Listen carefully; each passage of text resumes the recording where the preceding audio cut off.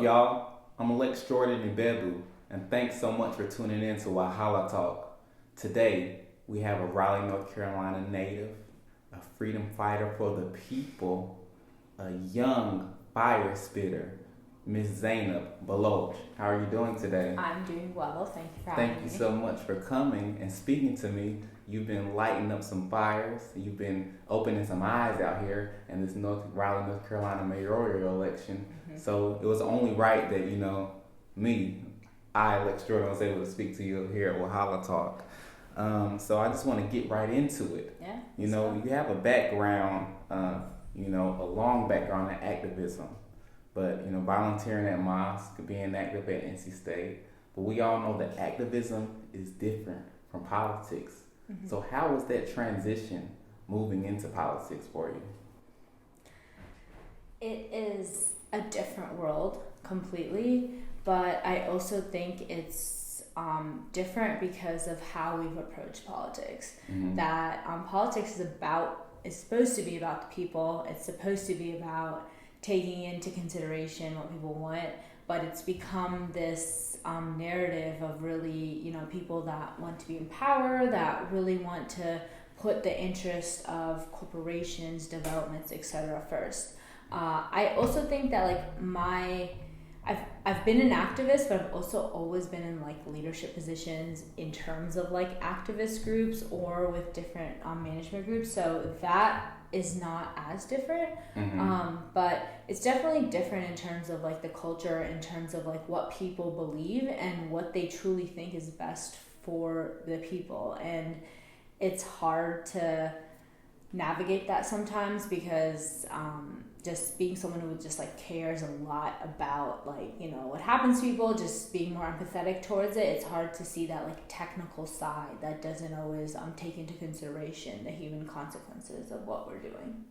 I understand, and that's very important, having the empathy. That's what a lot of people don't have mm-hmm. in politics. You previously ran city council, correct? Mm-hmm. So what do you think that you learned from that election that you will bring in this election that will push you forward and push you past that threshold? Yeah, I think the biggest thing I learned was that there's no time to wait, that our city is changing every single day, mm-hmm. that I can walk around every day or every week and find a new development, find a new growth model, but which is great. Growth is definitely important and welcoming for the city, but what's happening from that growth is the displacement of people, the displacement of small businesses, the displacement of people who have been in Raleigh their entire life. So I realized that in 2 years from now, Raleigh's going to look a lot different. So mm-hmm. if you don't have a leader in office that is actually going to prioritize those issues, we're never going to get that chance again. That's a fact, and time is always of the essence. Mm-hmm. So you were born and raised in Raleigh. You're very Raleigh, as they would say, Raleigh. Yes, Raleigh. But, in the same way you are first generation American. And a lot of times people try to use that to say that makes you less American. But what benefits do you think that background gave you, and what purview did that give you? I always struggle with whether I'm a first generation American or a second generation American because, I'd like to consider that my parents, when they came here, they became the first generation to come here. So I struggle with those terms because I'm not completely sure on what that means. I truly believe that being someone who was born and raised here, but having parents that came from a completely new country to a place that they didn't know anything about, to a culture they didn't know anything about, to a language they didn't know much about. I got those experiences from both sides. I got to know Raleigh. I got to know that this was my home. I got to know no other place as my home. But I also got a culture and a community that came with that. So I got to integrate both that, living in a city, living in America with different cultural aspects. And what that did was, I think the most unique upbringing was where I lived, which was in North Raleigh in a cul-de-sac. So the places that people called home before Raleigh in my cul-de-sac were Mexico, India, Senegal, Hickory, North Carolina. And just being around people since I was a child that came from all different walks of life and all different ethnicities, I think really helped me figure out my own identity, but also made me realize that like our city is made up of so many different people, and that's why we're so unique and why we have so much potential. I know there was some good food in that cul-de-sac. Oh yeah. That was the first time I went to my my neighbor's quinceañera, and like I realized that candy was spicy after tasting it. So that was not fun. But after that, I was like, oh, this kind of tastes good. When candy gets real. Yeah, exactly. So since growing up in Raleigh, to be someone who comes from a different community, has the climate gotten better or worse? Good question. Post 2016, I'd definitely say worse. I was in 5th grade when 9/11 happened, and that was really my first experience of what it looks like to be the other or the outsider. And I remember I went to actually an Islamic school in near NC State, and we were shut down for almost 2 weeks. For the next like 6 months after that, or a year, we had a police presence because of the amount of hate that we got. And so as a child, I thought that was because like, I don't know, it was just a countrywide thing. Everyone was experiencing it. And then as I got older, I realized it was because of my identity. I still remember to this day walking into a Walmart the day of 9/11, and I had chosen to wear my scarf a month before it happened. And I remember walking in and just seeing the whole place stare at me. And I was like, what? Like, what happened? Like, why is everyone staring at me? But like, my grandmother really wanted to go to Walmart, so there really wasn't a way to avoid it. But post 2016, honestly, until between that time, there's definitely issues. There's definitely things that we saw both in our neighborhood, around, but there were things that I felt like I was confident enough to deal with.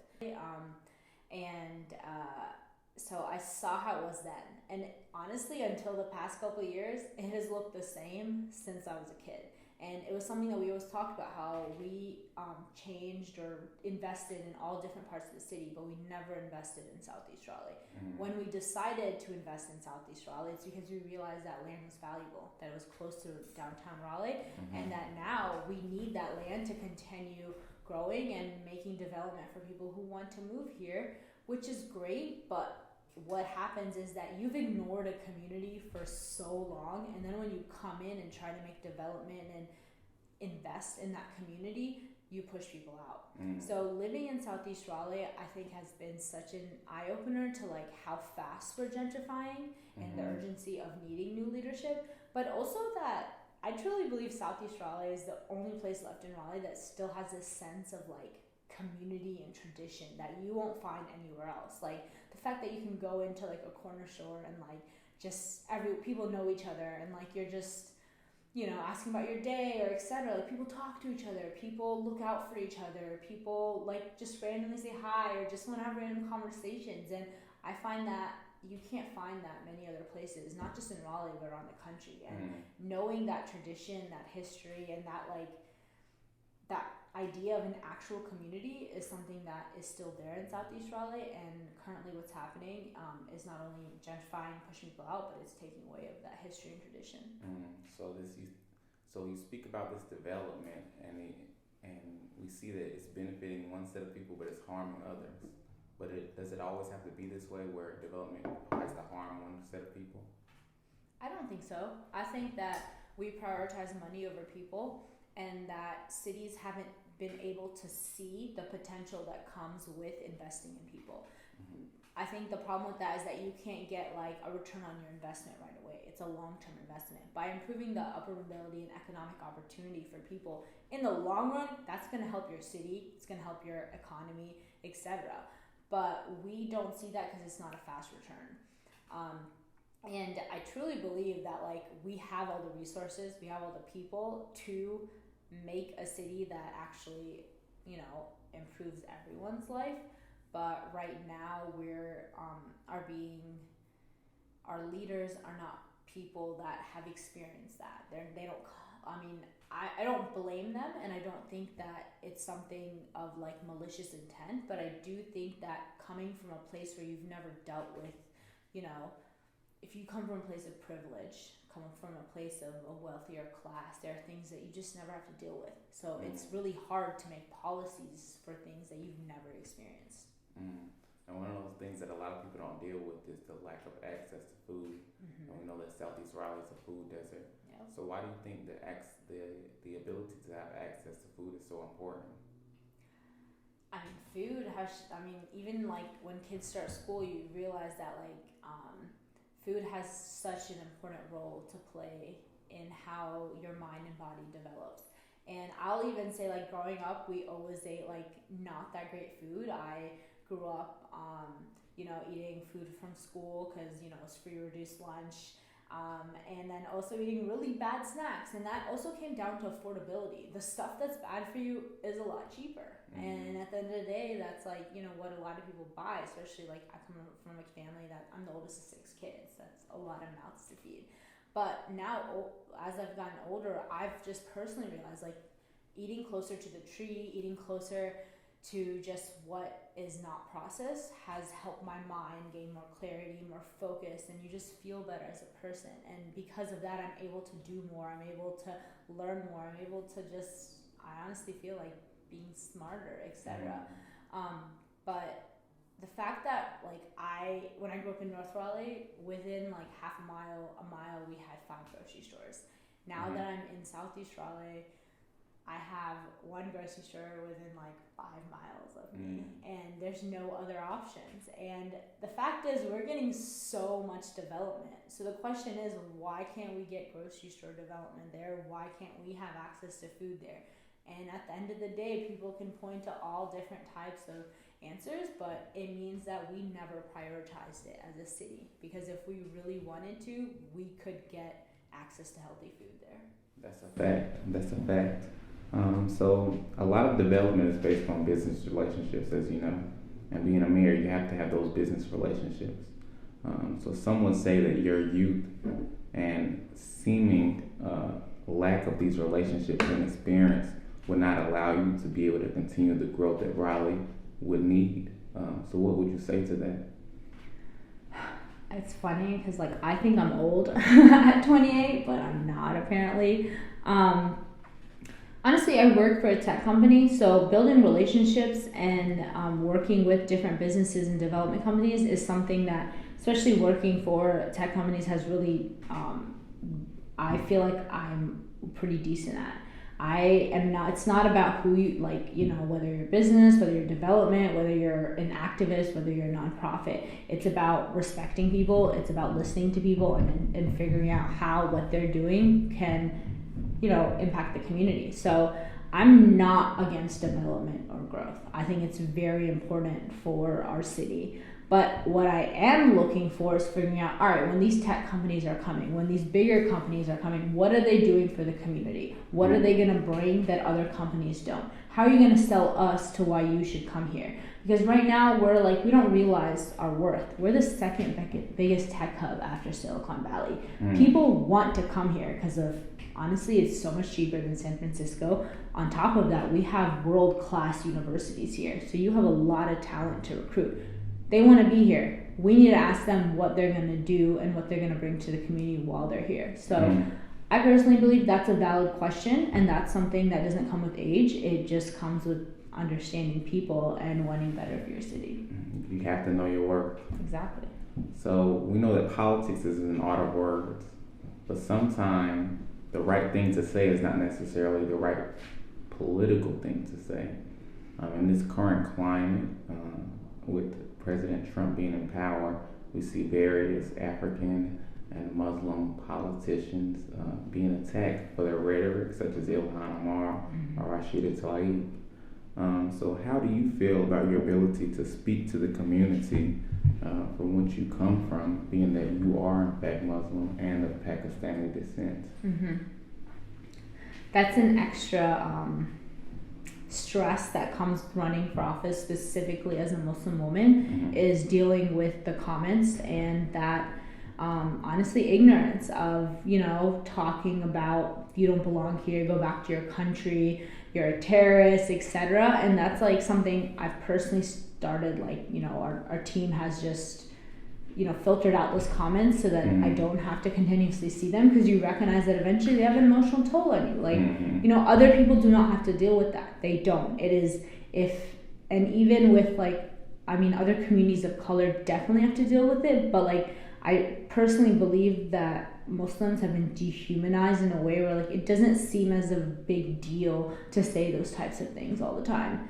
And honestly, it's tough, but it's also that's exactly why I'm running, because I want to change that narrative. I want people to know that I stand for not only my community but all other communities, but also just understanding that really recognizing that I am an American, I am a Raleighite, and I'm not going to identify as anything else. But I'm also Muslim, and that's totally compatible. And so for me, I will say at first it was tough to know how to navigate me being my unapologetic self and understanding people's comfort level with Muslims.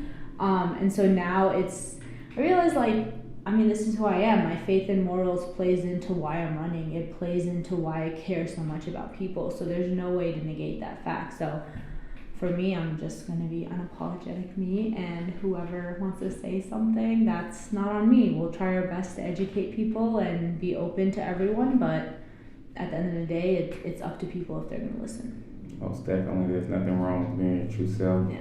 These intersectionalities are never mutually exclusive. So recently in the Carolinas, we've seen violence against marginalized groups, whether that be someone who I know, such as Dia, or whether that be in Charleston, South Carolina, the church massacre of the African American church parishioners. So what do you think that you will be able to do as mayor of this city to calm this friction between various groups? Yeah. Personally, I feel like when you have a leader that doesn't look like the typical leader, which we know in history is very male, as well as very white, I truly believe that changes the narrative in itself. Understanding that, the person in office already doesn't look like the typical person, and you are able to just quickly change that narrative because you recognize that people are in power. But how I change that narrative is speaking up for things when they happen. Right now, our leadership doesn't speak out about, injustices that are, committed by police. Currently, we don't speak out about ICE raiding neighborhoods in Raleigh. We don't speak out about the Chapel Hill shootings of Dia Yusrin Razan.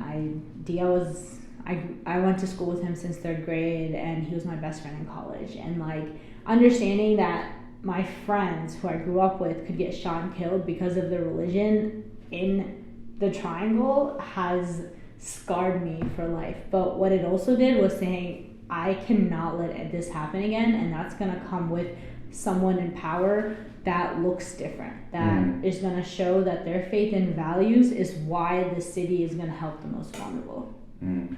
I agree. So we've seen issues with affordable housing in Raleigh. We previously had affordable housing like Chavis Heights and Walnut Terrace projects, and people were against that. So affordable housing is back on the political forefront these days, especially in this area. So what do you think that you would be able to do with this caveat that would cause it to differentiate itself from that of what we've previously seen in the area?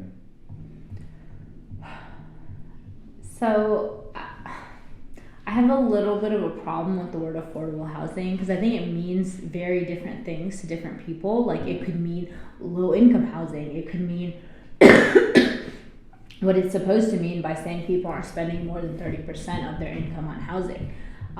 So really, I like the word that's kind of been being used more about people first housing. So recognizing the type of housing we need to make, whether it's for people who are experiencing homelessness, whether it's, millennials, whether it's people who, a family that, can't pay 50% of their income towards housing. There are multiple ways cities around the world are addressing this issue. Raleigh right now is being reluctant to figuring out innovative solutions to address them. I think one of the easiest and simplest things we could do is get rid of single family zoning. Minneapolis did this. single-family zoning was put into place after the Jim Crow era. It was really meant to segregate cities. That's why it was put into place. And we have to recognize that these policies that were made decades ago or years ago were made in times that were not inclusive of all people. And for us to point back to those policies and say, oh, well, we made this and this is there, they were in times where there was even less representation than there is now. And we've got to look back at them and change them, because no one other than a select few were involved in them.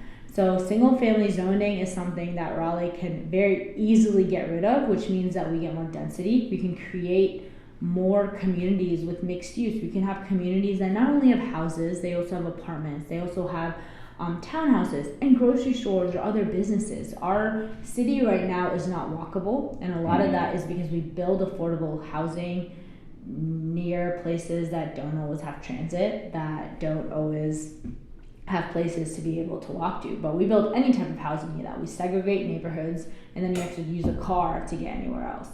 So we've really got to think about how we're planning our city for the future, especially as people like grow old, etc. Because I mean, as you get older, you need to be able to have access to things like public transportation, etc. But I will say that I really believe there's a lot of models right now out there that we could be using, but we're just not innovative or willing to try different ideas to see how they work.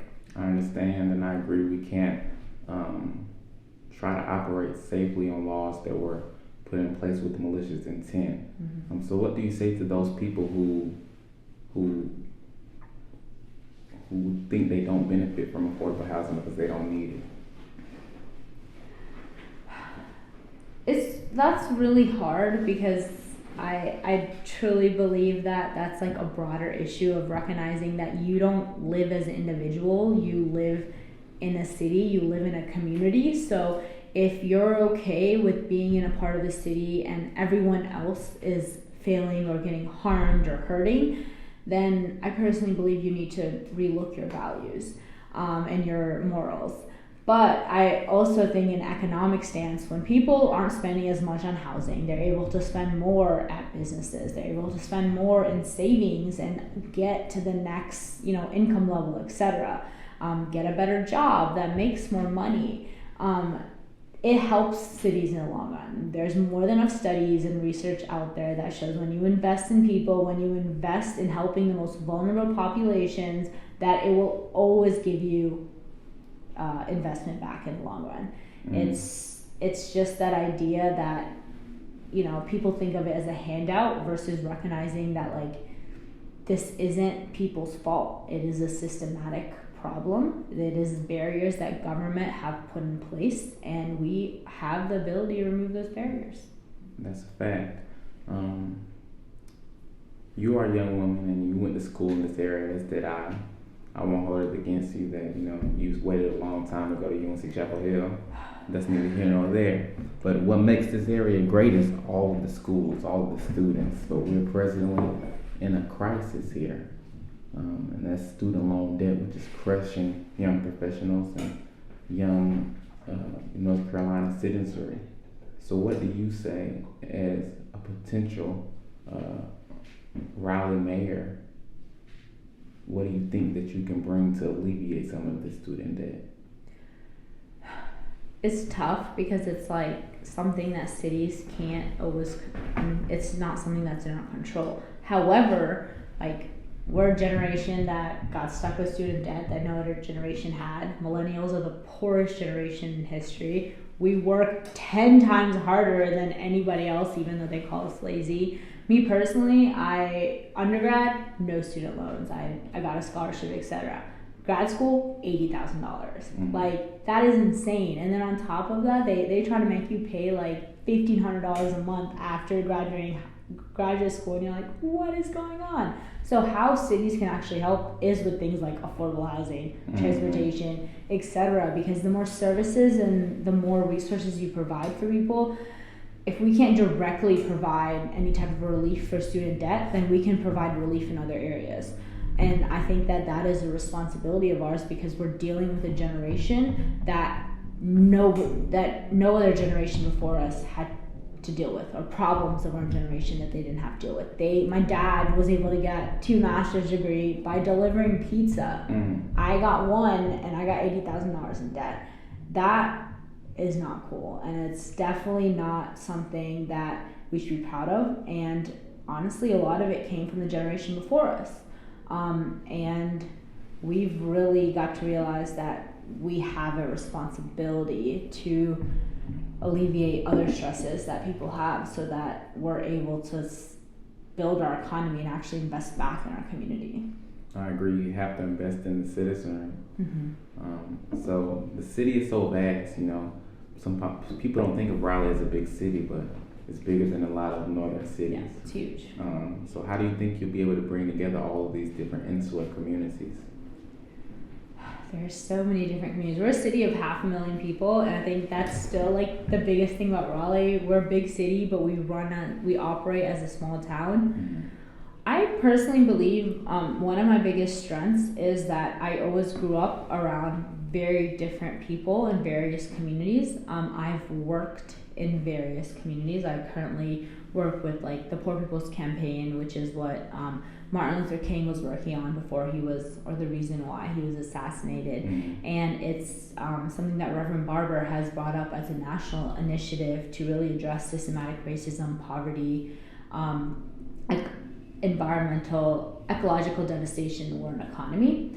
I've also been on multiple boards like Wake Up Wake County, which addresses advocacy in like water quality, education, housing, etc. And I see myself in all of these various places that I have the ability to listen. I have the ability to recognize that everyone is coming from a different place of learning and knowledge and experience, and that everyone has very valid ideas to bring to the table, and you just need to listen to them and figure out how you can utilize that to benefit your city. People want to help, they have the resources. We're just letting a select few decide the future of our city right now. And I personally believe with like all the different partnerships, etc., we can create a city that no one has ever seen before. I believe it. Yeah, I do too. It's in our hands. So we've seen presently a sort of political revolution with the election of different congressional representatives and mayoral candidates. But what set those candidates apart is, for example, Ilhan Omar, there's a huge population per community within that city. Whether you're in Detroit, there's a huge population of Muslim and Arab population of peoples in that community. Whereas we're in the South, we're in the land of the Confederacy, we're in the state capital, and things are done a little bit differently down here in Raleigh. So how do you think you'll be able to overcome this? Yeah, I mean, I think the first point to address is I'm not just running for the Muslim community. I'm running for all communities, whether those are privileged communities or whether they're marginalized communities, because I will be able to change that outlook in the entire South, because we have not had that. We have not had that momentum in the South yet, and it is definitely more difficult in the South because when you're in the North, people are more open, etc. The South comes with that difficulty, but I've also been born and raised here, so I know the South. So I know how to navigate it, and I'm ready for it. You are the South on the trajectory. I didn't come from anywhere else. I'm from here, born here, and I know exactly what's been happening. Yes, and when the trajectory of the South changes, the trajectory of the country changes. So what's your long-term vision for the city, and where do you see yourself in 20 years? Because I know I can see it. You know, you got a light, and I know you're going to make some change. You're going to be very powerful, and I know you're going to do it for the right reasons. Yeah. When people ask me what I want to do in like 5, 10, 20 years, I have no answer for that because I'm always changing and moving. I do know that my biggest constant is that I want to make some type of big change, that I want to help people, and that I want to make sure that we are always investing in people. That has always been my goal with every single thing I do. So that's been my constant of whether I've worked for the government, of whether I worked for a tech company, of whether I've been an activist, or whether I've been a leader or a politician. I've had the same goal and I've had the same motive. What I see for the city, honestly, is to be the city that other cities around the country look to, that said, hey, this city that's like on the top of all the lists for development and growth is also on the list for economic opportunity for those from the lowest income. That we're a city that recognized that we had 14% of our city is in poverty, and we were like, no, we're gonna make sure that number goes down to 0% by a certain year, right? Like, that's what I want to see. I don't want to see us on the being one of the worst cities in the country for upward mobility. We can be on as many top lists as we want, but there's a saying in my faith that you can't be a true leader and go to sleep at night when you know that your neighbor is hungry and going to sleep. And I personally believe that we already have the resources, we have the money, we have the people, and we can make it happen. That's right. It's the only thing is whether we have the heart. Yeah. So y'all heard it first. You heard the words and Miss Zainab Baloch speaking truth to wisdom. So please listen. Make sure y'all get out there and vote. When they got to go out there and vote? October 8th, 2019. Make sure you're registered. Also, my social media is Zainab, the number 4 Raleigh. They're gonna You'll post it, but I gotta keep saying it, Okay, Instagram, Twitter, Facebook. All right, then. Well, make sure y'all go out and vote October 8th. Local politics sometimes is more important than the country's politics. We're going to make a change in Raleigh and continue to grow. I just want to say thank you so much. Again, thank y'all for tuning in. This is Raleigh, North Carolina Mayorial Candidate Zainab Baloch, and I'm Lex-Jordan Ibegbu. You've been watching Wahala Talk, and until next time, peace.